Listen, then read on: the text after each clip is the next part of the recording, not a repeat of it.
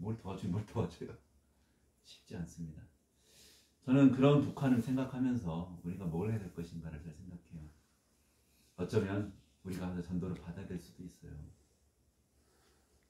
오늘 할 얘기는 여기서부터 시작이에요. 저는 지금 열이 나거든요. 잠깐 벗을게요. 건강이 좋아서 열이 나는 게 아니고 제 마음에 어떤 뜨거움이 있어서 그래요. 그 뜨거움이 뭔지는 잘 모르겠지만 좀 뜨거움이 있어서 그렇습니다. 저 하용판 장로님이라는 분께 얼마 전에 연락을 좀 드렸었어요. 북한의 전도 지죠, 선교 글을 제가 이제 쓰면서 아무리 써도 어떻게 써야 될지 모르겠어 가지고, 탈북민을 안 겪어봤다면 제가 마음대로 막 썼을 거예요. 겪어보니까 뭐라고 써야 될지 모르겠는, 거꾸로. 그런 말 있잖아요. 중국에 며칠 다녀오면 중국을 다 아는 것처럼 얘기한다. 근데 거기서 한 10년만 살면 중국이 무슨 나라인지 말을 못하게 돼 있다고. 알면 할수록 더 모른다고 그러잖아요. 조금 알아보니까 저는 이제 뭐라고 써야 될지 모르겠는 거예요. 그래서 하용판 장로님한테 전화 드렸어요. 그분이 탈북민들을 가르쳐 봤잖아요, 오랫동안 중국에 있을 때. 근데 딱 그러더라고요. 탈북민이라고 생각하지 말고 그냥 인간이라고 생각하고 쓰라고. 그래서 제가 다시 썼어요. 모든 걸 다 지워버리고. 그랬더니 글이 나오더라고요. 그리고 이제 북한말로 다시 바꾸긴 했는데 내용은 그대로 두고. 근데 그분이 그랬어요. 탈북민들이 예수님을 모른다고 해서 그렇게만 생각하지 마시라. 그들이 더 많이 구원받을지 아무도 모른다. 지금 이 상태로도 그렇게 얘기했어요, 저한테. 우리는 뭐 예수님 이름을 모르는 상태라도 지금이 더 많이 구원받을 수도 있다는 거예요. 모른다는 거예요, 그거는. 왜? 이분이 겪어봤잖아요. 인간 본성을 겪어본 거예요. 오늘 제가 드리고 싶은 얘기는 본성 얘기입니다. 우리 행위, 우리 입술을 얘기하는 게 아니에요. 예수님 믿고 예수님 사람 말하고 성경을 가르치는 이 입을 얘기하는 것도 아니고, 내 눈에 보이는 제 행동을 얘기하는 것도 아니고, 내 속에 들어앉아 있는 내 본 모습을 얘기하는 거예요. 그거는 우리가 북한 사람 낫다는 얘기를 할 수 없다는 얘기인 거예요. 왜요? 그들은 비참한 고통을 겪어봤기 때문에 본성을 알아요. 우리는 고통을 안 겪다 보니까 고통이 와야 본성이 나오거든요. 그 사람들은 본성을 맨날 봐요. 이간질하고 죽이고요. 그 이빈복 선생님이 나한테 나한테 그런 글을 썼더라고.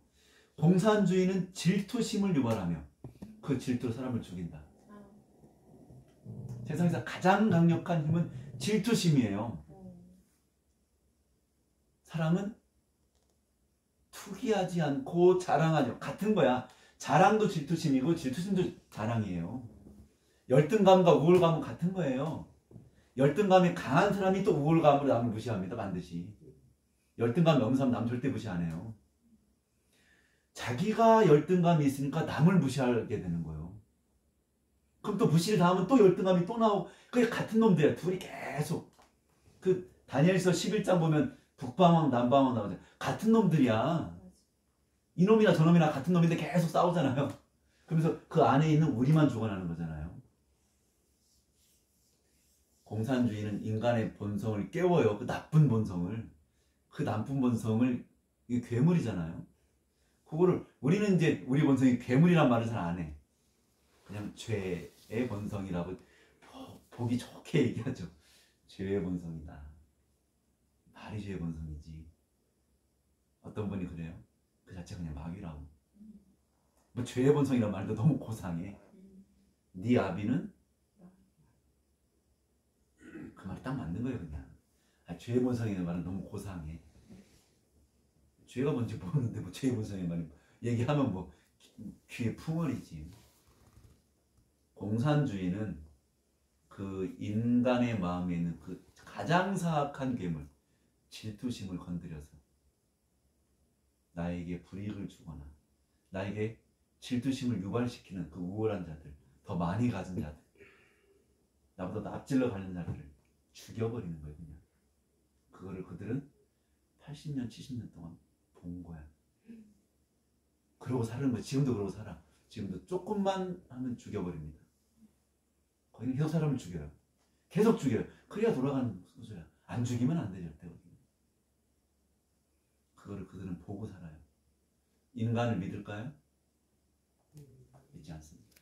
믿을 수가 없잖아, 인간은. 거기는 그게 다 나온 상태야. 우리는 아직 안 나왔어. 그럼 누가 구원에 가까워? 그들이 더 가까워. 그런 면을 봤을 때는 우리는 포장하고 살아. 맨날 이렇게 포장이 돼. 잘 숨겨서. 그 사람들은 포장이 안 돼. 제가 해외에 있으면서 가장 많이 들은 칭찬입니다. 칭찬이지만 그냥 알아서 들으세요. 저한테 필리핀 분들 중에 좀 교육을 많이 받은 분들 하는 얘기가 있어요. 당신 진짜 한국 사람 중에는 최고다 이거예요. 왜 그랬더니 You are very diplomatic 그래요. 이게 무슨 뜻이냐? 외교적이다.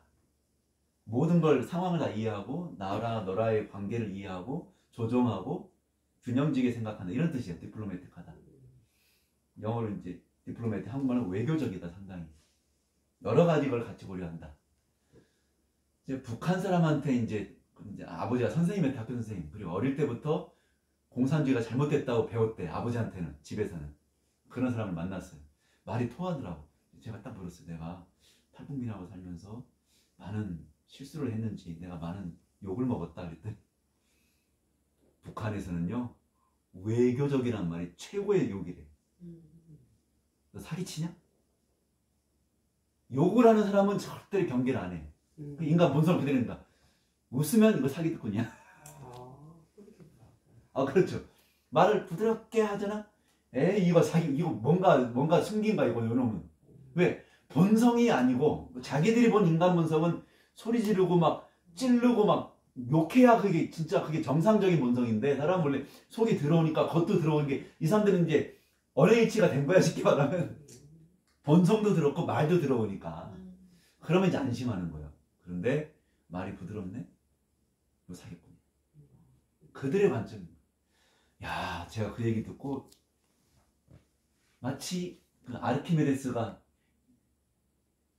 물 넘치는 거 보면서 이 비중의 원리를 통해서 무게를 재는 걸 큰 거에 무게를 재는 걸 발견했잖아요. 그러면서 유레카라고 태어나잖아요. 목욕탕에 있다가 빨개벗고 막 깨달았다고 딱 그때 느꼈어. 아, 내 이제 깨달았다. 아, 그렇구나. 거꾸로구나. 우리하고 생각이 거꾸로라고요. 네. 부드럽게 얘기하면 안 돼. 직설적으로 얘기하지. 제가 이번에 전도지를 쓰면서 아주 처음에 부드럽게 시작했어요. 왜냐면 체제를 건드리면 안 되니까. 뭐라고 썼느냐. 자본주의든 공산주의든 다 죄의 문제다. 자본주의든 한국 와도 고생하는 게 많고 여기도 힘들다 사는 게 거기만 힘든 게 아니다. 그러면서 어느 체제가 중요한 게 아니라 예수님이다 이렇게 얘기를 했는데 우리 북한을 아는 분들이 딱 보더니 다 지워버리는 거 그런 말을. 이따위로 쓰면 안 된다는 거 말을. 수령님이 밥 먹여준다고 했는데 배고파 죽겠죠? 수령님도 거짓말쟁이요. 이렇게 써야 된다는 거예요. 다 바꿨어요 말을. 저는 어떻게든 그 사람들 마음을 안 건드리려고 우리가 잘난 게 아니고 나는 그렇게 했는데 다 지워버려. 이렇게 이따위로 쓰면 안 된다는 거 말을. 정확하게 그냥 직설적으로 틀리면 틀렸다 맞으면 맞았다 이렇게 얘기하라는 거예요. 그러니 제가 지금 살아가는 삶의 방식하고 정반대지. 나만은 그렇게 살면 또 큰일 나요. 우리는 또 그렇게 살면 큰일 나. 목사 보실 못해요. 바로 잘립니다. 바로 쫓겨나요. 나가라고 빨리 나가라고. 거짓말을 치일지언정 부드럽게 얘기해야 돼요. 여기는. 얼마나 다른지가 이제 좀 실감이 나길 바라요. 다르더라고요. 본성의 문제. 어쩌면 100%는 아니지만 어쩌면 그들은 인간 본성이 뭔지를 잘 알고 있을 겁니다. 그 다음 복음이 들어갔을 때 그들은 진정한 회개를 경험할 수도 있는 거예요. 어쩌면 흔치 않겠지만 그럴 수도 있는 거예요. 우리는 아무리 복음을 들어도 본성을 끄집어내 놓지 않기 때문에 우리는 구원 못 받을 수도 있어요. 왜? 천국은 본성의 변화로 가는 거예요. 그거 아무리 우리가 포장해도 안 돼. 진정한 거듭남은 본성의 변화이다. 그걸 누가 판단할 수 있겠어요? 우리 속을 누가 끄집어낼 수 있겠어요? 여러분, 요셉의 본성이 얼마나 비루한지 아십니까? 연희실 잘 읽어보세요. 요셉이 아버지 집에서 사랑받을 때, 네, 형들에게 질투를 받을 만큼 사랑받고, 사랑만 받은 건 아니죠. 또한 하나님께 주신 비전과 꿈을 꾸면서 할아버지와 아버지에게 배우면서 끊임없이 하나님의 나라의 영광스러운 미래를 쳐다보고 기도하고 소망하며 살았어요. 그러나 그의 본성은 비루했습니다. 써 있어요. 그런 방식으로. 고자질도 그렇고 그의 본성이 되게 비루했어요. 우리는 요셉의 본성을 잘 몰라. 왜? 어릴 때 그게 드러나지 않거든. 고작해봐야 고자질하는 정도로 드러났어. 그건 다 드러나는 게 아니에요. 그 중에 괴물이 들어있었다고. 요셉인데. 그래서 어떻게 했어요? 하나님 쫓아버렸어. 어디로? 종살이로. 그거 갖고도 안 되니까 어떻게? 감옥에 쳐버렸어. 감옥에 넣어서도 안 되니까 어떻게 해요? 나갈 희망을 줬다가 또 떨어뜨렸어. 여러분, 잘 안 깨지는 어떤 그런 거를 옥상에 떨어뜨려 보세요. 잘 깨져요. 그걸로 안 깨지잖아요. 그러면 비행기 타고 떨어뜨려 보세요. 다 깨져요. 요셉은 감옥 가서도 안 깨졌어, 그게. 그래서 하나님께서 아예 로켓 타고 올라가서 다리에서 떨어뜨렸어요. 그게 뭐예요? 이제는 나갈 수 있다는 희망. 하나님께 주신 계시를 통해서, 비전을 통해서 술 맡은 관장은 살 것이라고, 이 떡 맡은 관장은 죽을 것이라는 그 기적적인 계시를 통해서 그 얘기를 했을 때 요셉은 희망으로 막 이제는 나갈 수 있다 이거야. 이거는 자기가 하나님께 주신 계시를 통해서 얘기했지, 이루어졌지, 나가면 너 내보내주겠다고 약속됐지 막. 여러분, 그 당시에 감옥이 무슨 감옥이에요? 저도 감옥 살아봤지만 제가 산 감옥은 호텔이야, 호텔. 따뜻하지, 밥 주지, 뭐가 어려워요? 나는 감옥이 그냥 천국이더만. 요만한 공간에 한 30명 살아요. 그래도 천국이라고. 먹을 게 없어갖고 저 그냥 굶었어요 맨날. 왜요? 돼지고기 안 나오는데 저 뭘 먹겠어요? 저 제대하고 출소하고 나와서 살이 다 썩어 들어갔어요. 1년 동안 못 먹었으니까요. 그래도 천국이야.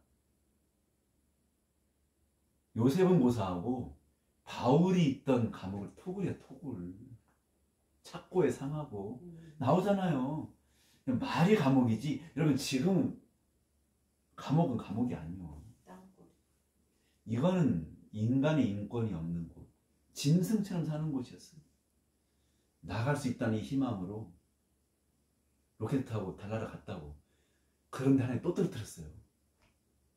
그 비루함이 막 깨져나가는데, 여러분 얼마나 비루한지 아나? 인간 본성이. 왜 그랬을까요? 그래야 그의 비루함이 밖으로 나오거든. 자기가 느끼거든, 감정으로. 내가 이런 사람이구나. 요셉이 자기 집에 있을 때는 못 느꼈어요. 보디발의 집에서 좀 느꼈어. 감옥에서 더 느꼈어. 나갈 뻔했다가 떨어지면서 더 많이 느꼈어. 인간 본성이 이런 거예요. 그러니까 어디 감히 나는 거듭났네, 나는 변화됐네, 이런 얘기를 못하는 거예요. 화이프니 그랬어요. 그런 식으로 거듭남을 얘기하다가 넘어진 사람이 너무나 많다. 그거는 가짜 거듭남이라고 했어요. 내가 오늘 말씀 보고 무슨 말씀 감동이 있고, 이번에 거듭남 진짜 경험했다고. 여러분, 그런 새빨간 거짓말이 어디 있습니까? 거듭남은 그런 게 아니에요. 거듭남은 본성의 변화이기 때문에 내가 느낄 수 있는 게 아니라고요. 그걸 느낄 수 있으면 그건 본성이 아니죠.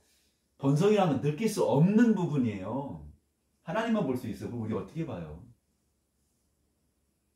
자기 눈으로 자기 똥구멍을 들여다보는 사람이 있어요?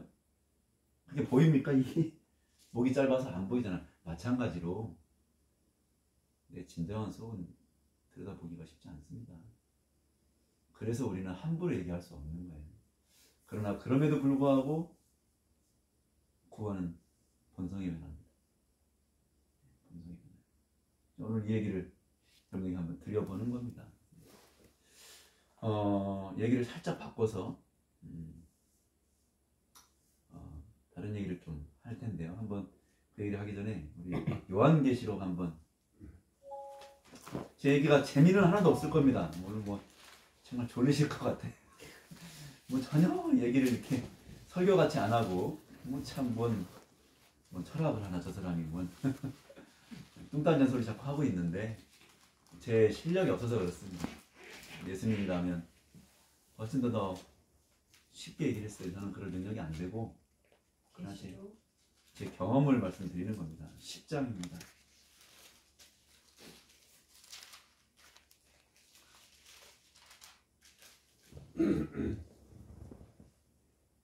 요한계시록 10장입니다. 10장 9절 그리고 10절입니다.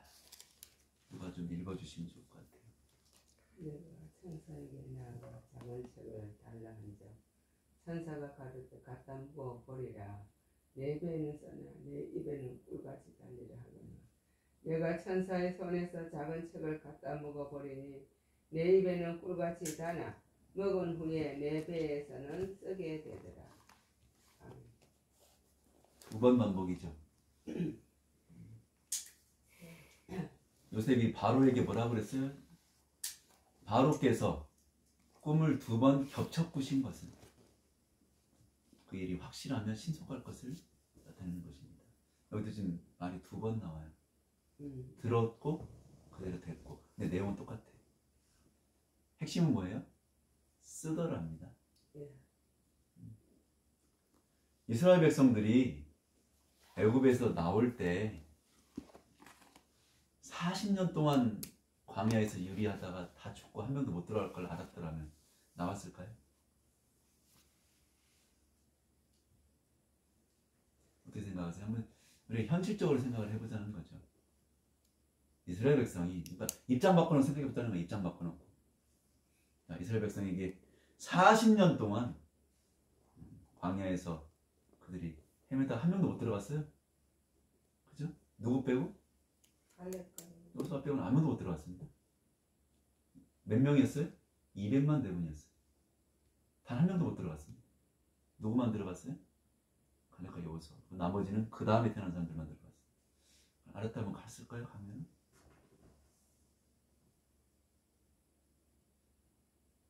막 이렇게 권유를 하면 갈 수 있었을까요? 아니요. 잡아매갖고 끌고 가면 갈 수 있었을까요? 못 갔을 겁니다. 못 갔을 거예요. 그럼 왜 나갔을까요? 희망. 어떤 희망이었을까요? 하나. 얼마 만에? 빨리 가면 일주일, 늦게 가면 한 달 만에 들어갈 줄 알았어요. 근데 계획은 반대였어요. 예수님의 제자들이 우리가 누구를 만났다? 메시아.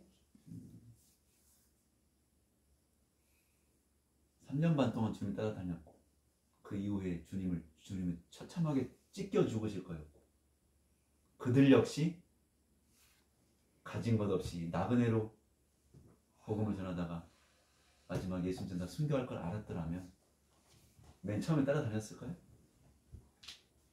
맨 첫 번째 단계에서요? 한 걸음씩 인도하시니까. 네, 제가 이제 하나씩 말씀을 잠깐 드려보는 거예요.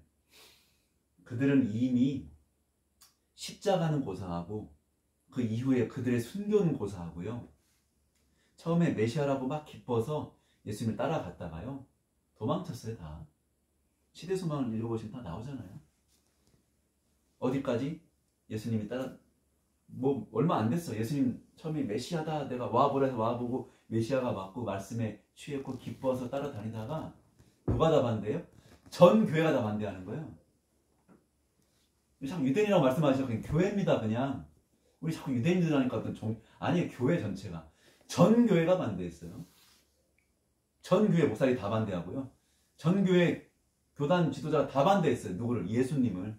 그리고 심지어 나사렛 가니까 어떻게 하려고 그랬어요? 예수님을? 죽이려고 했어요. 죽이려고, 신용왕이 실제로 죽이려고 끌고 갔어요. 그리고 다 도망갔습니다. 한 명도 안 빼고 다 도망갔어요. 어디로 도망갔어요? 원래 자기 집으로 다 도망갔죠. 예수님이 다시 찾아왔잖아요. 예수님 따라다니면 일단 밥도 굶고요. 가진 게 없으니까. 그리고 잘못하면 죽을 수도 있고요. 그리고 전 교회가 다 반대하고요. 이들이 혼란도 느꼈고 고통도 스러웠고 도망갔습니다. 아니 뭐 십자가는 고상하고 나중에 순교는 얘기할 것도 없어요. 그냥 그 위험만은 다 도망갔어요. 근데 예수님 다시 찾아갔어요. 그리고 다시 부르셨어요. 그리고 기적을 보여줬죠. 그러면 기적은 하늘이 내려온 사건이에요. 베드로에게 나를 따라오라 내가 너를, 근데 거기 화이트의 글이 상당히 치밀하고 특별해요. 만약 베드로가 나를 떠나소서 주님 나는 죄인이라는 말씀이 혹 진정한 자기 복종이 아니었다면 그는 그 즉시로 죽었을 것이라고 생각했어요. 왜 그럴까요? 왜 그런 말을 할까요? 신성을 봤어요. 그게 신성이에요. 하늘이 내려온 거예요. 실제로 고기를 잡은 그냥 하나의 기적 정도가 아니라 하늘이 다시 내려온 거예요. 그때 그가 하나님 앞에 서 있었어요. 그때 조금이라도 그가 자만이 섞인 말을 했더라면 써있어요. 그 즉시로 죽었을 것이다. 우리는 너무너무 쉽게 얘기해. 좋은 기적을 받고 막 좋아서 따라갔다 그런 게 아니에요. 그가 자기의 본성을 그때 잠깐 느꼈어요. 예수 그리스도의 신성, 그분의 흠없는 본성을 느끼고 엎어진 거예요. 저는 따라갈 수가 없어요. 제 본성적으로 주인입니다.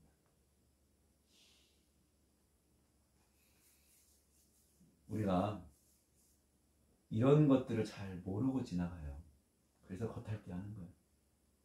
진정한 변화는 잘 모르고 겉핥기 하는 거예요. 여기 입에는 뭐하나? 달지만 배는 쓰다. 여러분 이게 신앙이에요. 제가 믿음의 많은 의를 참 많이 강의하거든요. 저는 10몇 살 때부터 지금까지 그것만 강의하고 살아요. 지금까지. 지금 거의 한 40년 다 됐어요. 저는 인생이 믿음 많은 의밖에 없어. 이 입만 열면 그거. 이제 삶이 그밖에 없어요. 그 얘기밖에 할 게 아무것도 없어요. 그런데 제가 아주 독실한 재림교회는 아니고 재림교회 분파 중에 아주 진짜 행실도 진짜 이분들은 뭐 채식밖에 안 하죠. 그런 곳에 가서 그분들에게 강의를 했는데 제가 믿음의 의를 강의하니까 이러는 걸 왔다 가면서 더 믿음의 의를 깨달아서 마음이 환희와 기쁨으로 가득 차길 바란대. 믿음의 의를 더 많이 깨달아서 더 마음이 기쁘고 너무 예수님이 좋아서 더 많이 순종하고 싶다고 이러는 거예요. 제가 30년 전만 해도 아이고 그렇죠 하면서 맞장구를 쳤을 거예요. 지금은 그런 말에 절대로 맞장구를 치지 않습니다. 그건 애들이 하는 소리고요. 믿음으로 말미암아 의에 이루었으므로 환희와 기쁨이 있고 즐거움이 있죠. 예수님이 주신 값없는 의를 느끼니까 얼마나 환희가 있고 밤이 잠이 안 오고 그죠? 기쁘고 거듭난 기쁨으로 살죠. 그거는 애들 소리고요. 제가 딱 그랬어요. 집사님, 믿음의 의는 죽음의 기별입니다. 아멘. 그거는 웃을 얘기가 아니고요. 눈물로 쓰는 편지입니다. 자기 죽음이고요. 고통의 시작입니다. 시작부터는. 믿음의 의가 들어오는 순간부터는 이제 고통 시작이야. 믿음의 의가 없을 때는 고통이 없어요. 제가 말한 고통은 그냥 배고프고 뭐 병 걸리고 이런 정도의 고통이 아니라 본성적 고통이 없다고요. 믿음의 의가 없이는 고통이 오지 않습니다. 왜요? 믿음의 의는 우리의 죄의 본성을 가만두지 않아요. 그때부터 전쟁이 시작되는 거예요. 그게 신앙이에요. 그게 신앙. 근데 우리는 이것을 거의 모르는 거예요. 그리고 믿음의 의를 깨달으면 자꾸 기쁘다고 얘기하는 그런 경험을 못한 사람들이 그래요. 뭔지를 모르는 거예요. 그게 뭔지를 모르는 거예요. 그게 뭔지를 모르는 거예요. 조금 아는 거예요. 조금. 그렇지 않습니다. 오늘 이 입에는 달지만 배에는 쓰리라는 말씀이 이게 믿음으로 받는 의의 핵심이에요. 이게 돼야 비로소 믿음으로 이루어지는 그리스도의 일을 따라갈 수 있게 돼요. 이 쓴 경험 없이는 세제천사의 기별, 믿음의 의가 성립할 수 없습니다. 광야가 없이는 이스라엘 백성의 가나안 정착이 없는 거예요. 그리스도의 희생의 죽으심 없이는 오순절이 없는 거예요. 불가능해요. 그래서 믿음의 의의 경험은 사실은 쓴 경험입니다.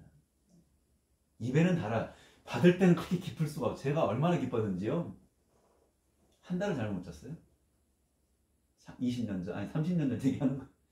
잠이 못 자겠더라고요. 너무 감격스러워서 예수님의 의가 내 거라는 얘기를 듣는데 이게 너무 기뻐가지고 뭐 잠이 안 와요. 그냥 밤새도록 말똥말똥해. 하늘을 쳐다봐도 기쁘고 풀을 쳐다봐도 기쁘고 지나간 돌뿌리를 봐도 이쁘고 뭐 입에는 달아요. 진짜로 달지 않다는 게 아니에요. 그런데 그 이후의 삶이 그런 고통이 없었어요. 지금도 고통 속에 살아요. 왜 그럴까요? 못 먹어서 못 입어서 아니요. 저의 본성 때문에 고통이 있다고. 제 본성 때문에. 그것이 믿음의 의의 핵심입니다. 그러므로 나중에 우리가 믿음의 의가 인을 맞아서 확정이 돼서 들어가는 환난이 무슨 환난? 야곱의 환난. 이미 인을 받아서 믿음의 의가 아주 확정된 상태예요. 근데 뭘 경험합니까? 뭘 경험에 들어가서? 환희를 경험합니까? 내가 의롭게 됐으니까 뭐 자랑할 수 있는 경지에 올라갔어요? 정말 안 되죠. 땅바닥이 엎어져 갔고요. 속절없는 죄인의 절규로 그 사회관을 지나가게 돼 있어요. 왜요? 우리 의가 없기 때문에 그래요. 그게 믿음의 의라고요. 그게 내 의가 없다는 그 절규가 이미 그 본성을 의지하지 않고 예수의 본성을 의지하는 상태예요. 그 상태가. 근데 우리는 끊임없이 나의 본성을 자꾸 의지해요. 그래서 불평이 있는 거예요. 왜? 죄인은 불평이 없어요. 죄인은 불평이 있을 수가 없어요. 죄인이니까요. 근데 우리에게 자꾸 불평이 있는 것은, 우리에게 자꾸 어떤 우리의 요구가 있는 것은 그 본성을 잊어 자꾸. 제가 안식일 문제로 이제 재판을 받는데 저는 참 철이 없죠. 재판을 받으러 들어갔는데 내가 계속 마음에 기도하고 간절히 소망해서, 그때가 이제 만으로 10살, 20살이 되기 전이었어요. 만으로 한 19살 때 됐던 것 같아요. 정말 어릴 때죠. 재판을 받아 들어가는데 내가 마음을 그랬어요. 주님, 제가 멋지게 안식일을 변호하겠습니다. 재판에 들어갔어요. 군사법정에 들어갔어요. 재판을 받는데 저에게 말할 기회를 한마디도 안 주더라고요. 왜요? 죄인이니까요. 제가 그때 알았어요. 들어가서 알았어요. 죄인에겐 발언 기회도 없어요. 변호사가 대신합니다. 뭐 그때 변호사는 곡선이니까 제가 얼굴 본 적도 거의 없어. 그냥 형식만 하고 끝이야. 죄인은 말할 기회도 안 줘요. 그게 죄인의 상태예요. 그러니까 우리가 죄인이라고 느끼는 게 그런 거라고요. 할 말이 없어요. 어떻게 뭐 구원해 주세요란 말도 아직 못해요. 그것도 못한다고. 끊임없이 부르짖죠. 부르짖죠. 하이픈이 뭐라 그러냐면, 우리에게 다가올 그 무서운 환난이죠. 우리가 지금 뭘 상상해도 우리는 그 고통을 지금 미리 느낄 수 없어요. 그냥 그 고통, 고난이 올 것이지만 걱정할 이유가 없다. 이렇게 해서 거꾸로 어떨 때는 왜 그랬느냐? 아무리 연약한 자라도 그리스도의 발 앞에 엎어져서 속절없이 우는, 간절히 그분의 의만을 붙드는 그 속절없는 어느 누구도 잃어버리가 되지 않을 것이라 이렇게 생각했어요. 그러니까 의가 그런 거예요. 나는 부정되고요. 그게 예수님을 붙드는 상태라고요. 내가 부정되는 것이, 그러니까 내가 죄인됨이 겨우 그분의 의라고요. 내가 의인됨이 그분의 의가 아니고 내가 속절없는 죄인됨이 그분의 의라고. 그게 믿음의 의예요. 인간의 영광을 티끌에 깨어서 부서뜨리는 게 그게 의라고요. 하나님의 의. 근데 우리는 그걸 자꾸 잊어버리는 거야. 자꾸 우리의 행위와 우리가 한 것을 가지고 얘기하고 싶은 거예요. 우리는. 그건 믿음의 의가 아니에요. 그건 내 의지. 그것이 오늘 이야기의 핵심인 것입니다. 제가 지금도 심장이 좀 안 좋아요. 사실은. 왜냐하면 제가 다쳐서 그래. 심장이. 제가 의도만 다친 것도 아니고 어디 깨져 다친 게 아니고요. 제가 군대 생활도 센 데서 했어요. 메모부대, 기갑 수색대대를 나왔어요. 제가 대한민국에서 1%에 들어가는 군대요. 거기 10km씩 뛰는데요. 모래주머니를 차고 뛰어요. 저 거기서 1등 한 사람이에요. 달리기. 처음에 들어갈 땐 꼴찌였어. 근데 담배도 안 먹지, 술도 안 먹지. 한 1년쯤 되니까 다 내 뒤에 있어. 내가 제 앞에 뛰고 있더라고. 몸이 날라가죠. 감옥에 갔는데 이제 가끔 그 감옥에서도 이제 여러 뭐가 있어요. 이렇게 그 감옥에 있는 그 위에 사람들이 밑에를 괴롭히는 일들이 있어. 그러면 이제 뺑뺑이 돌려놓고 이제 구경하는 거예요. 그러면 400m 트랙을 15바퀴를 돌리는데 이미 감옥에서 이제 몇 달을 썩은 상태라 제가 막 똥을 제가 한 달 동안 한 번도 못 샀어요. 왜냐면 시간을 안 줘. 딱 가서 이런 거예요. 문고리 딱 잡고 딱 해주세요. 이렇게 막 인간 이하의 취급을 받죠. 별 내가 어떤 고문에 가까운 자세로 있어야 되고 편하게 앉아있을 수가 없어요. 괴롭히지, 계속 괴롭히죠. 영창에서 이렇게 고생하다가 이제 감옥에 가니까 처음으로 걸어 다녀 보니까 이렇게만 있으니까 걷지를 못하니까 이렇게 했는데 한 달 만에 똥이 나오는데 변기 위까지 쌓이더라고. 계속 나오니까 똥이 못 나와. 나가서 병 가서 소리 하나 둘 셋 이렇게 하면 똥을 싸야 돼. 소리 막 안 그러면 뭐 인간 취급 못 받죠. 가만두겠어요. 하나 둘 셋 이러면서 똥이 나오겠냐고요. 그리고 몇 번 세고 1000번 셀 때까지 기다려주겠어요? 나는 또 예민한 사람이니까 못 사는 거예요. 그러면 안 나와요. 한 달인데도 안 나오더라고 똥이. 제가 변비가 있는 사람이 아니에요. 그런 상태에서 이제 뛰는데 그래도 옛날에 수색대 가닥이 있잖아.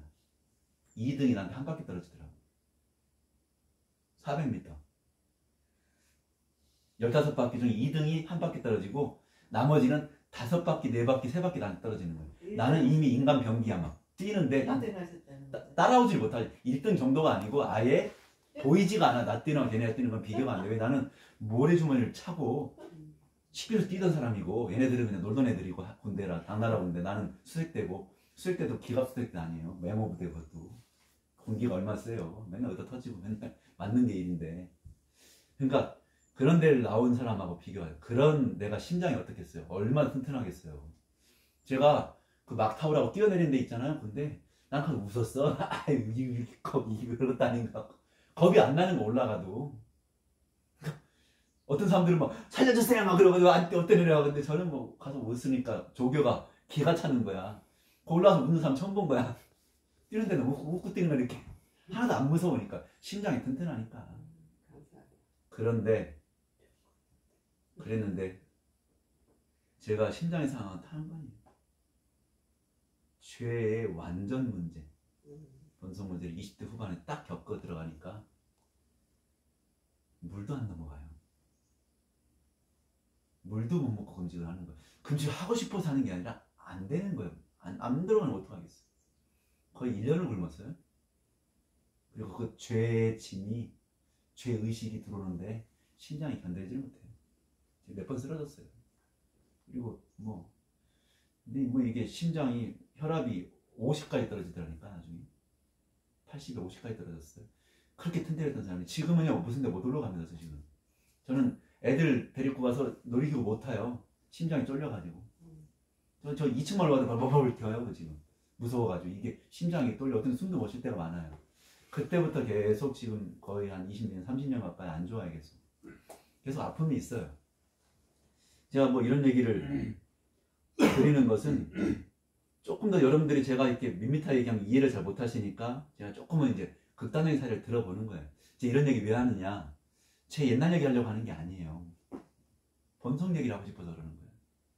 그걸 겪고 나오니까 예언신과 성경의 다른 부분들이 보여. 이전에는 껍데기를 보고 갔는데 그 다음에 뒤가 보이는 거 자꾸, 이면이 자꾸 보이는 거예요. 어떤 한 유명한 장로님이 쓴 14만 한천의 책이 있었어요. 그 당시 2000년대에 나왔었어요. 이름만 되면 누군지 알 거예요. 저는 지금도 친해요. 근데 거기에 이제 연애신을 쫙 이렇게 14만 천에서 이렇게 또 성품과 하나님의 품성과 완전에 대해서 이렇게 쓰셨던 책이 있어요. 훌륭한 분이에요 지금도. 근데 이렇게 있는데 이런 말씀이 있는 거예요.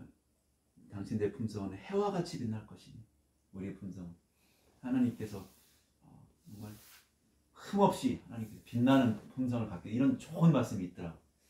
근데 그 말씀이 어디에 분류되어 있냐면 거듭남이라는 장이 딱 분류가 되어 있는 거예요. 전 딱 보고 알았어요. 100% 오류다 이거. 오류다. 제가 그런 경험이 없었다면 그렇지, 거듭나면 품성이 해와 같이 빛나고 밝게 빛나고 우리의 기쁨을 가득 차고 막 참 좋은 소리 같지? 딱 들으니까 마귀 소리야. 딱 들으니까 딱 보이는 거 그게. 냄새 따는 이거는 완전히 거꾸로 갔네. 배가 산으로 갔네. 참 듣기는 좋지. 거듭나면 해와 같이 빛나고 기쁨으로 가득 차고. 이러니까 문제지 내가 속으로. 그리고 그 코테이션 영문 시조 1881년 거였어요. 그 당시에는 채널도 없었어. 그거 보려면 어디로 가야 되냐, 영문이기 때문에 영문을 찾아보려면 삼육대학 도서관 연애신 연구원 가가지고 요만한 마이크로필름 현미경으로 봐야 돼 이렇게. 그래서 20페이지를 영문으로 다 다운받았어. 다 읽어보니까 처음부터 끝까지 다 재림 얘기하는 거예요. 엉뚱한 얘기 하는 거야. 엉뚱한 얘기. 듣기는 참 좋지. 듣기는 거듭나면 완전해지고 뭐 해와같이 빛나고 이 속인데 맨날 욕하거든. 너 제발 그 얘기 그만해라. 그런 얘기 듣고 다니는 걸 되게 좋아해. 그런 경험. 거듭난 경험한 사람들 되게 좋아해 이 사람이. 그렇지. 그렇게 들리지. 그렇게 경험할 수 있지. 그건 천분에도 안 되는 경험이라고. 거듭난 진정한 경험은 쓰라린 경험이라고. 뭘 알고 얘기를 해야 될 거 아니에요. 그렇게 써놓은 거예요. 그걸 갖다 붙여놓은 거예요. 거듭남에다가 재림의 때 죄의 본성을 지우신 다음에 나오는 현상이에요. 엉뚱한 소리 하는 거예요 계속. 그거는 여러분 사탄의 이론입니다. 뭘 알고 그래. 자기 본성을 모르고 예수님을 못 만난 거야 제대로. 예수님 만나면 괴롭습니다. 죄의 본성이 드러난다고. 속절 없어요 늘 속절 없어요. 살려달라는 말이 자꾸 나와. 나중에 그 말도 안 나와. 이제 미안해요. 눈물만 계속 차 있는 거예요. 그게 이슬이요. 저장 믿고 있는 이슬이 여러분 보기 좋은 이슬인 것 같아요? 아니에요. 피눈물이요. 제 인생이 피눈물도. 저는 제 인생이 피눈물밖에 없어요. 피눈물밖에. 기쁨을 얘기하는 거예요. 이러면서도 오늘 여기서는 이렇게 얘기하지만 저는 많은 사람들의 기쁨만 얘기합니다. 이제 피눈물 얘기 안 해요. 왜요? 그들이 아직 그리스도의 의를 식별하지 못하는데 그 얘기를 왜 합니까? 저는 이 얘기를 하는데 지금 기뻐요. 이 눈물이 괴로움의 눈물이겠습니까? 저는 그 피눈물이 감사의 눈물이에요. 저 장미꽃에 있는 그 이슬은 피눈물입니다. 그 눈물의 의미가 뭐예요? And he walks with me. 그분이 나와 걸으시고. And he tells me. And he tells me I am his own. 너 내 거잖아. 예수님 피가 섞여 있잖아. 내 본성에. 내 품성에. 여러분 그게 성화요. 다른 게 아니에요.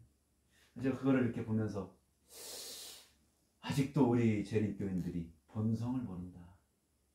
오히려 불교인들이 더 많이 하는 것 같아. 안타깝게도. 진짜 안타까워. 왜 그런지 모르겠어. 이렇게 되면 안 되는 거잖아요.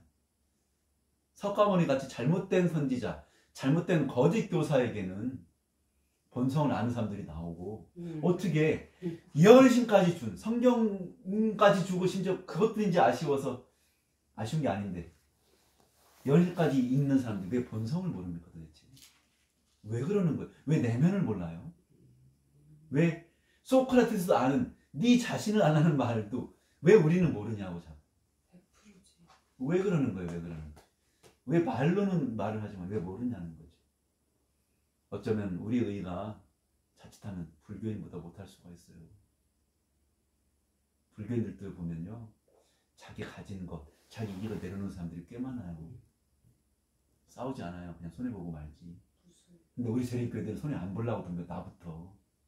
여러분 그게 본성이 변한 거 맞아요. 빳빳하게 살아있는 거예요. 손해 안 보려고 싸우잖아 우리는. 재림교회들이 제일 많이 그러더라고. 내가 보니까 좀 보니까 나 같은 사람들 어떻게 손해 안 보려고 뭐 머리가 벌써 척까지 가 있어. 계산 다 한 거야. 요 그래서 이렇게 손해 나고 이렇게 해서 이렇게 손해 나고 이렇게 해서 이렇게 하니까 이렇게 하면 손해 나 말아야지. 우리가 그렇게 이단이라고 하는 천주교인들도 어떤 사람들은 보면요, 손해 봐요 그냥.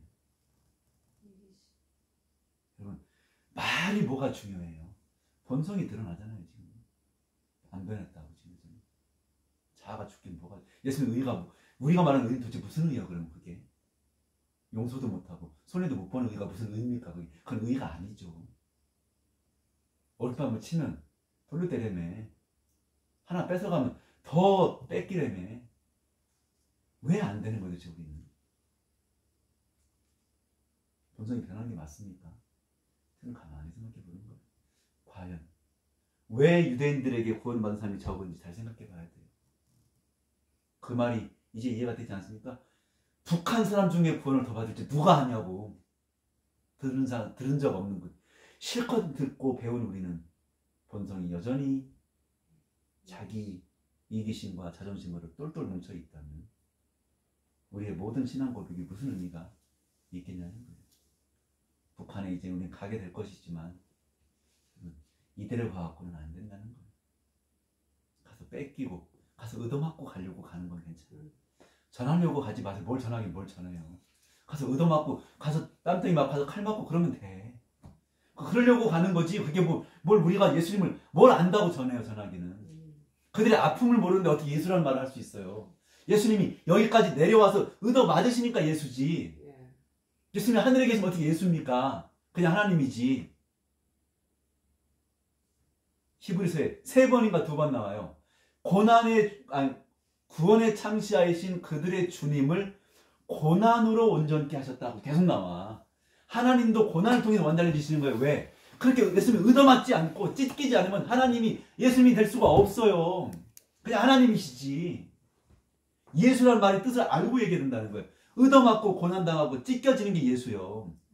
그냥은 예수님이 아니요. 하나님이지 그냥. 하나님도 고난을 통하여 온전케 되신 거. 온전케 된 게 뭡니까 도대체? 죄가 있고 없고의 문제, 그 이상의 얘기를 하는 거예요. 그들의 고통과 그들의 아픔에 나를 던져서 희생하는 게 그게 의지. 죄 안 짓는 게 의라고 생각하는 게 문제인 거예요 그게. 그러니까 완전 눈이 나고, 그러니까 엉뚱한 소리 자꾸 하는 거예요. 뭐 행위를 안 지면 죄가 아니고 이런 개똑같은 소리 하는 거예요. 그러니까 행위를 안 지는 것도 죄가 아니, 그것도 의겠지만 그거는 의라고 얘기하는 게 아니고 죄를 안 짓는 거지 그냥. 의는 자기를 다 갈아 넣는 거예요. 다른 사람의 죽음과 슬픔 속에. 그게 되냐고. 우리가 지금 도망가기 바빠 죽겠는데 지금 우리가 고난을 즐겨갑니까? 그 길을? 도망가기 바쁘잖아. 나도 봐도 지금 뭘 의를 얘기해. 어디 가서 의를 얘기할 거야. 어디 가서 예수님처럼 나를 갈아서 그들의 생명을 위하여 들여지지도 않는데 어디 가서 뭐 죄를 안 졌다고 의인이 무슨 개떡같은 소리 하고 있어 지금. 그런 사람들이 너무 많아 지금 재림교회 안에. 더 많아. 이단이 더 많아 재림교회 안에. 내가 보니까 이단이 대부분이야. 아멘. 차라리 딴 데는 이단이 아니야. 말이라도 안 하니까. 뭔 있으면 의는 자꾸 얘기를 이렇게 많이 하고 뭐. 가슴이 터지는 거예요. 그러니까 제가 불이 안 나겠냐고. 더워 죽겠어요 지금 이 불 때문에. 근데 이 불은 저를 향한 불이기도 한 거예요. 그들만이 죄인이 아니고 저도 그 짓을 또 하고 있어요. 지금 돌아가면 또 그래요. 오늘 이 자리만 내가 이렇게 껍적껍적 말을 하지 나가면 난 그 짓 또 한다고 지금. 안식교회의 교리로 남을 판단하고 남을 정죄하고 진리교회라고 나를 우월하게 말하고 나도 또 그러고 있는 거예요 지금. 예수님 뭐라고 그랬어요? 제발 그 얘기 그만하라고. 정통이님 니가 무슨 진리교회냐고. 제발 그 얘기 그만하라고.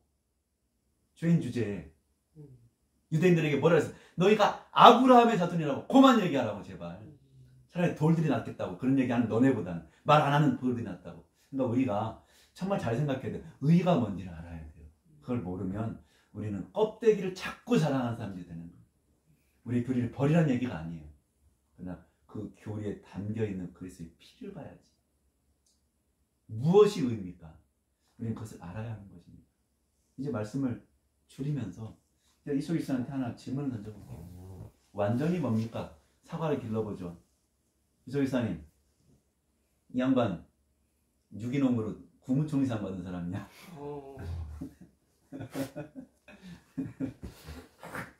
나보다 나은 사람이. 나는 신학하면서 아직도 일가를 이루지 못하고 신학을 6년을 하고 또 개인 독학을 10년을 더 했지만 그래봐야 저는 일가를 이루는데 이 사람은 사과를 그래도 일가를 이루고 하나의 수준을 잃어서 국무총리상 받아서 국무총리상 대단해. 저는 신학 논문 해봐야 뭐 그런 상도 못 받아봤는데 나보다는 한 1000번 나은 것 같아.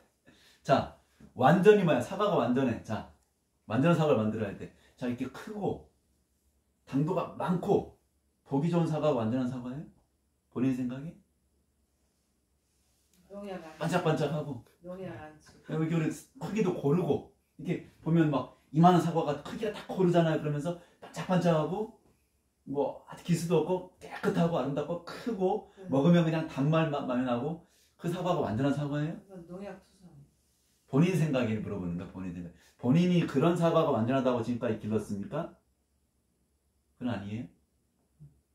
사과나무가 하나 있는데 제가 저희 집이 보은인데 보은에서 황토 사과가 많이 나요. 키가 나만도 안 되는 사과나무에 가지를 수십 개를 이렇게 해놓고 이만한 사과가요 100개씩 500씩 달리더라고요. 가지치기 안 하고. 가지를 이렇게 피워갖고요. 아니 우리 키가 내 키를 안 넘어가요. 이쁘네. 딱이죠.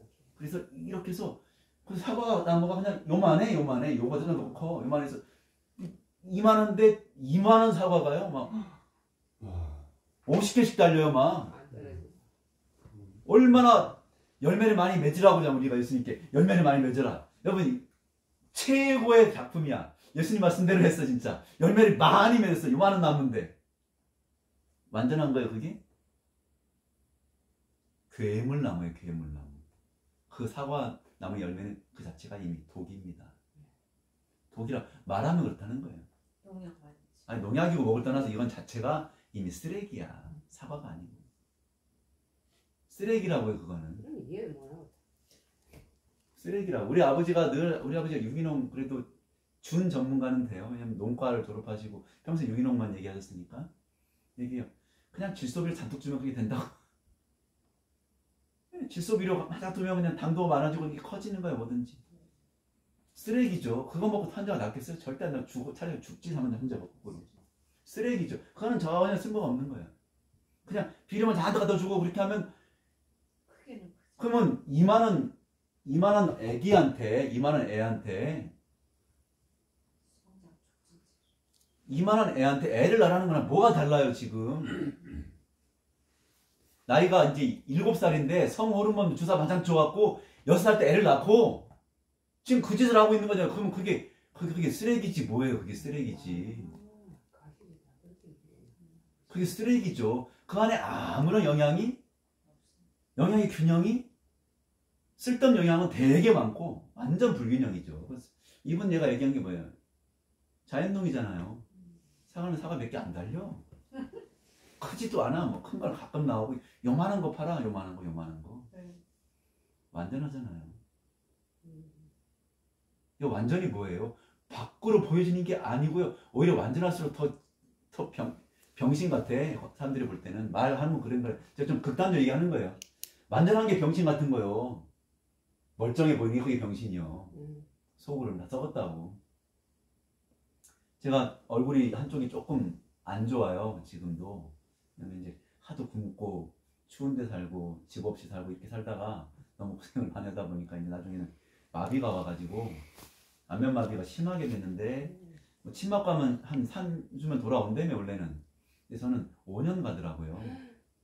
너무 몸이 안 좋으니까. 그렇게 이제 한 30대 후반 40대 때 그렇게 고생을 많이 했는데 제가 그때 장애인들하고 많이 지금도 장애인들하고 좀 지내지만 그때 한 1000명 가까이 되는 장애인 요양원에 가서 늘 드리고 지냈는데 마음이 얼마나 편해진지 몰라. 내 속하고 얼굴이 똑같아졌어. 속이 다 삐뚤어진 본성이 삐뚤어진 인간이 얼굴이 삐뚤어지니까 마음이 그렇게 행복할 수가 없어. 잠깐 이제 내가 드디어 속과 겉이 똑같아지니까 얼굴 다 삐뚤어져 갖고 눈은 일로 가고 코는 일로 가고 입은 일로 갔더라고. 막 이렇게 삐뚤어져 갖고. 근데 내가 장애인들이 다 이렇게 생겼잖아요. 막 외상만 장애인들 이렇게 나하고 걔네하고 얼굴이 똑같은 거야. 보니까 아 이제야 내가 사람 같더라고. 그전에는 내가 완전 위선자였지. 속은 시커멓고 얼굴은 뻔뻔하고. 근데 얼굴이 다 삐뚤어지니까 속도 내가 원래 삐뚤어져 있으니까 잠깐 제가 얘기하는 거예요. 완전히 도대체 뭐예요?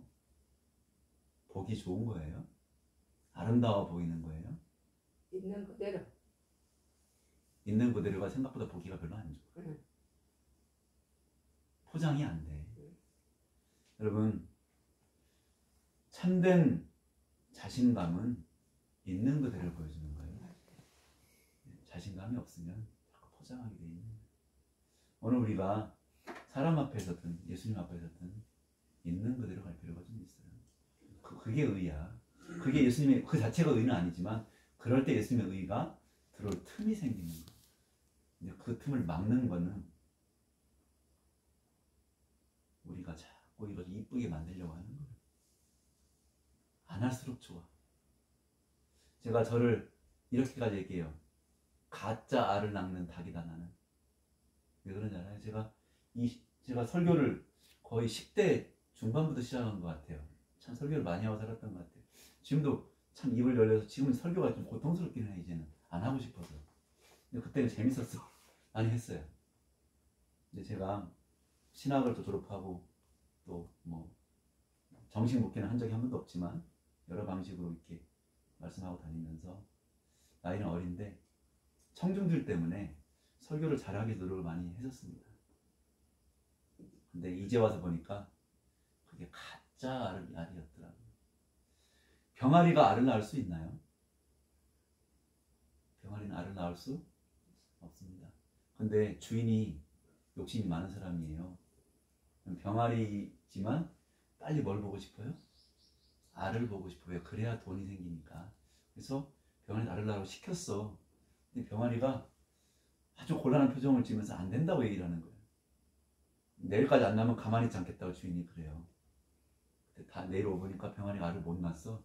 그러니까 주인이 매를 때리네. 병아리가 맞는 거예요. 너 맞는 거예요. 병아리가 맞다가 이러다가 죽겠는 거예요. 다른 날에는 병아리가 생각을 했어. 어떻게 할까? 그래서 너미 집에 가서 알을 훔쳐다놨어. 훔쳐온 알이 이거는 처음에는. 그랬더니 이제 주인이 만족하고 갔어. 알을 가져갔어. 이것도 한두 번이지. 훔치려다 또 걸리고 골치 아파. 그래서 그 다음에는 알을 만들었어. 낳지 못해. 만들어서 알같이 갖다 놓으면 주인이 알 생겼으니까 또 가져가네. 이게 습관이 됐어. 이제 병아리가 이제 커서 중닭이 되고 이제 닭이 돼서 이제 알을 낳을 때가 다 됐어요. 알을 못 낳는 거. 이제 못 낳아. 왜 그럴까요? 가짜 알을 훔치는 버릇, 가짜 알로 땜빵하는 버릇이 들으니까 이제는 진짜 알을 낳을 시기가 됐는데 알을 못 낳는 거예요. 제 얘기하는 거예요. 제가 설교를 하면 안 되는 사람이 설교를 하면 안 되는 나이에 있는 애가 20대 때 30대 설교를 해버린 거예요. 교인들이 듣고 설교가 재미없으면 뭐라 해? 주인이 날 때린다고. 눈빛으로 때리고 기분으로 때리고 못한다고 욕해서 때리고. 나는 이제 그들에게 감동을 주려고. 이제 가짜 감동이지. 하나님께 주시는 진정한 감동은 본성을 바뀌고 고통을 주는데 나는 그런 설교를 하지도 못하고 근데 듣기 좋은 설교를 하는 거예요. 어쨌든지 간에 뭐 설교를 하다 살다가 40대가 넘었어. 이제 설교할 나이가 됐거든요. 50대가 다 됐어. 설교를 이제 해야 되거든. 진짜 못하는 거예요. 왜? 가짜 설교가 입에 됐어. 듣기 좋은 얘기하고 자꾸 감정적 감동을 주는 설교 자꾸 하는 거예요. 그들의 본성에 그리스도 의를 넣는 설교는 하지도 못해. 입에 기름 발라서 자꾸 미끄러져. 제가 지금 가짜 목사가 되는 상태예요. 지금 현재가 저 지금 가짜예요. 하고 싶은데 안 돼. 왜? 내가 하도 가짜 얘기만 안 해서. 이런 얘기 왜 하겠어요? 우리는 너무나 가짜를 만들어 살아왔다는 사실을 기억하고 이제 좀 내려놔야 돼. 설교 좀 그만하고 눈으로 보이는 행동 그만하고 주님께서 하시는 대로 인기와 사람들에게 주어지는 결과만을 놓지 말고 눈에 보이지 않지만 주님께서 우리에게 원하시는 참 열매가 무엇인지를 생각해 보시면 좋겠어요. 제가 설교를 보니까 3가지 설교가 있더라고요. 네, 이제 끝날 겁니다. 전 길게는 이제 요 3가지 설교 있는 몇 시입니까? 3가지 설교가 있는 것 같아요. 첫 번째는 그 전도 설교가 있고요. 두 번째는 양육 설교가 있고 세 번째는 훈계 설교가 훈육 설교가 있어요. 전도 설교는 일단은 재밌어야 돼. 그리고 아주 흥미롭고 다채로운 설교가 돼야 됩니다. 반드시 그렇게 돼야 되는 거고, 양육 설교는 흥미와 재미는 좀 없을지라도 사람들을 잘 이렇게 길러서 채워서 성장시키는 설교를 해야 돼요. 근데 마지막 단계 설교는 때려야 돼. 근데 제가 보니까 우리 설교자들이 전도 설교는 꽤 많이 해요. 그리고 아주 훌륭한 설교자들이 가끔 계신데 그분들은 양육 설교는 좀 가끔 하는 사람들이 흔치 않아 있어요. 대부분 전도 설교 수준은 끝나는 거고. 근데 훈계와 책망과 징계를 전하는 설교자는 없습니다. 그럼 어떻게 해서 열매는 없습니다. 새파랗게 익은 사과는 있을지 몰라도 새파란 사과는 익은 사과는 없을 겁니다. 오늘 이 시대의 비극입니다. 오늘날 말씀을 있는 그대로 전하는 자가 이제 없어졌습니다. 저도 그렇게 될 수 있는 그릇도 못 되고 아직 그렇게 못하고 있지만, 마지막으로 말씀드리면 성경과 특별히 연애시를 많이 보시면 거기에 징계가 많이 있습니다. 훈계가 많아요. 그래서 이제는 인간 설교자가 아니라 기록된 근실이 징계하고 근실이 깨우치시고 근실이 우리에게 훈육하시는 하나님의 음성을 기록된 기별자들에게 많이 듣게 되시기를 바랍니다. 아멘.